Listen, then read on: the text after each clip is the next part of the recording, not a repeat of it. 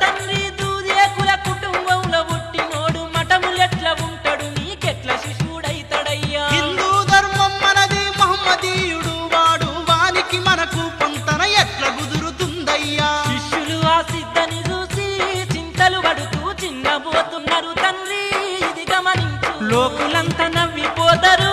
ఓ తండ్రి వాణ్ణి ఈ క్షణమే వెళ్ళగొట్టుము ఈ మతము నుండి